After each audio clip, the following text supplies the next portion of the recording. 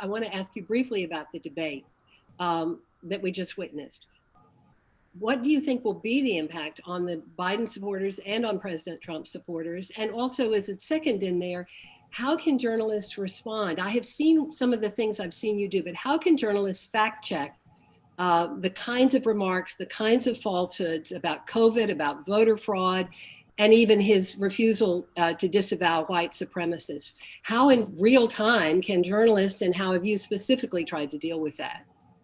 Well, I think the first thing is really picking and choosing what you want to fact check. So at the NewsHour 2 nights ago after the debate, I, along with Judy Woodruff and our congressional correspondent, we were able to fact check a lot of the things that happened during the debate. So I put up a chart pretty quickly explaining to people the difference between the United States death rates versus other countries' death rates, talking about white supremacy, understanding that President Trump this isn't the first time that he's refused to denounce white supremacy outright.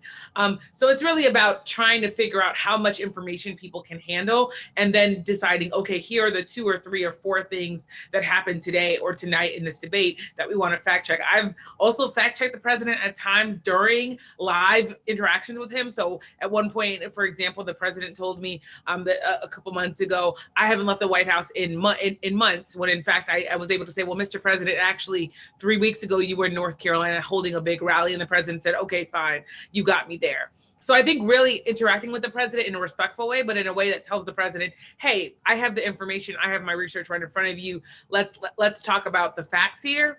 I think in terms of covering this debate and the impact that they'll have on voters, I think it's really hard to say. I think Republicans and Democrats, they both agreed based on my reporting that debate was a melee, that it was kind of not a great use of time of voters who are trying to get real information and policy differences.